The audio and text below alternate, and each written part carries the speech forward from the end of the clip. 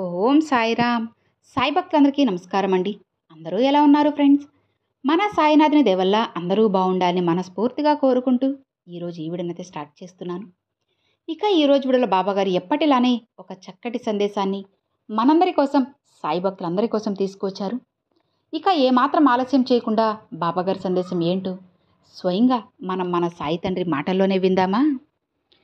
తల్లి, ఈ రాత్రి నీ చెవిలో ఒక వార్త చెప్పడానికి వచ్చాను.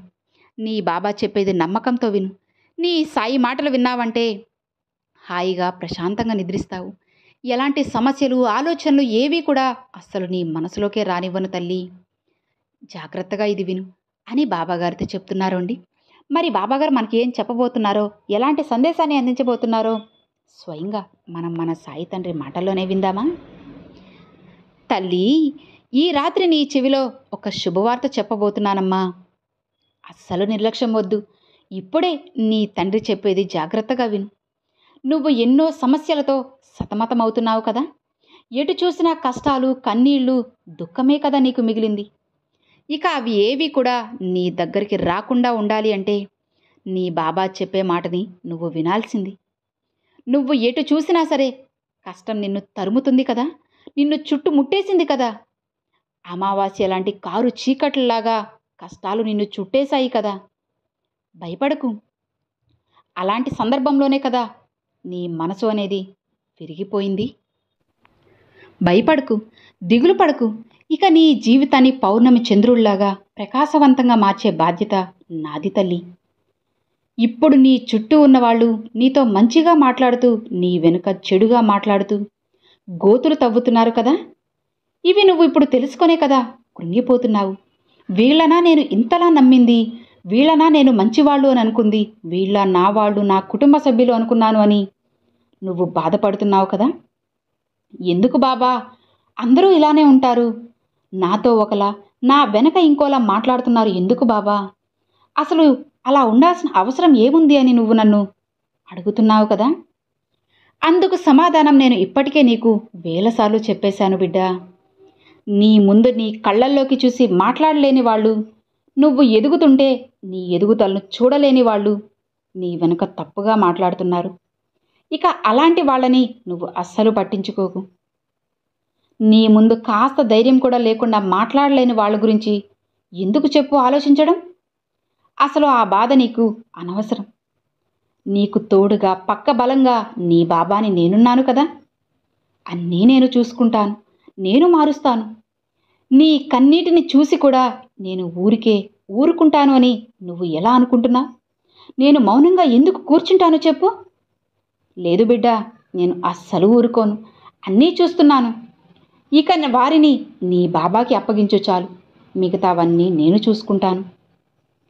నీ దుఃఖానికి కారణమైన వారికి సరైన శిక్షను కూడా వేస్తాను. ఇక నిశ్చింతగా, హాయిగా, ప్రశాంతంగా ఉండు. నీ బాబా ఎల్లవేళలా నీకు తోడు ఉంటాడు కదా. ధైర్యంగా ఉండు తల్లి. నీ కన్నీటికి బదులు నీకు ఆనంద కన్నీరు ఇస్తాను. ఒక్క విషయం చెప్పనా అమ్మా? నేను ఇప్పుడు ఎక్కడో లేను తల్లి. నేను నీతోనే, నీలోనే ఉన్నాను. నీ మనసులోనే కొలువై ఉన్నాను. నువ్వు దిగులు పడకు. నీకు ఎలాంటి ఆపద కూడా నేను అస్సలు రానివ్వను. ఒకవేళ నీకు ఆపద ఎదురైనా నీకు ముందుగా నేనుంటాను తల్లి. ఎవరైతే నిన్ను వదిలి వెళ్ళిపోయారో, నువ్వు వద్దు అనుకుని వెళ్ళారో వాళ్ళే నీ గురించి, నీ మంచితనం గురించి, నీ మంచి మనసు గురించి, నీ నిజమైన ప్రేమ గురించి తెలుసుకొని స్వయంగా వాళ్ళే నిన్ను వెతుక్కుంటూ వచ్చేలా చేస్తాను. ఇక నీకు సంతోషమేగా. అసలు ఇప్పుడు కూడా నువ్వు ఒంటరివి అని ఏ క్షణం కూడా బాధపడకు. నీ జీవితాన్ని చక్కగా నేను మారుస్తాను. నీకు తోడుగా, నీకు నమ్మకమైన వాళ్ళని, నువ్వు సంతోషంగా ఉండేలా చూసుకునే వాళ్ళని నేను పంపుతాను. మాటిస్తున్నానమ్మా. ఇది నీ సాయి సత్యవాకు. ఖచ్చితంగా అలానే జరుగుతుంది, జరిగి తీరుతుంది. ఇక నీ మనసులో ఉన్న దిగులు అంతా తీసి పడేసే. నీకైన కాలం ఇక వచ్చేసిందిగా. ఇక నీకెందుకు చెప్పు దిగులు? నీకైన జీవితం నీకోసం భద్రపరిచి ఉంచాను. నువ్వు ఎన్నో రోజుల నుంచి నన్ను అడుగుతున్న ప్రశ్నకు ఈరోజు నీకు సమాధానం వచ్చేసింది. చెబుతాను విను. నువ్వు కోరుకున్నట్లే మంచి అనుకూలమైన జీవితాన్ని, మంచి కుటుంబాన్ని, అలానే మంచి సంతానాన్ని కూడా నీకు కలిగిస్తాను. ఒక్కసారి నన్ను చూడు తల్లి, నీ ప్రశ్నలన్నిటికీ సమాధానం దొరుకుతుంది. అలానే నీ సమస్యలకి దారి చూపుతాను. ఆనందంగా ఉండు. నా ఆశీర్వాదం నీకు అందిస్తున్నాను కదా, హాయిగా ఉండు తల్లి. ప్రతి నిత్యం నువ్వు సాయి సాయి అంటూ నా నామాన్నే పఠిస్తున్నావు. ఇక నీకు అంతా మంచే జరిగేలా చేస్తాను. నీ కష్ట సమయాన్ని ఆనందమయం చేస్తాను. నీ కోరికలన్నీ నీకు అందించేంత వరకు నేను నీతోనే ఉంటాను. ధైర్యంగా ఉండు బిడ్డ. నీ సాయి తండ్రి నీకు తోడు ఉన్నంత వరకు ఎలాంటి దిగులు, భయము, బాధ నీకు అస్సలు అవసరం లేదు. సంతోషంగా ఉండమ్మా. నీ సాయి తండ్రి నీకు తోడు ఉన్నారు కదా, ఇక నీకెందుకు చెప్పు దిగులు. నీ చెవిలో ఒక శుభవార్త చెప్పడానికి వచ్చాను అని చెప్పాను కదా, అవే తల్లి. నువ్వు కోరుకున్న మంచి జీవితాన్ని, సంతోషకరమైన జీవితాన్ని, నువ్వు కోరుకున్న మంచి కుటుంబాన్ని, అనుకూలమైన జీవితాన్ని, నువ్వు కోరుకున్న సంతానాన్ని నీకు కలిగించబోతున్నాను. ఇంతకన్నా మంచి భాగ్యం ఇక నీకు ఏం కావాలి చెప్పు. ఇంతకన్నా నీ జీవితానికి ఏం కావాలి చెప్పు.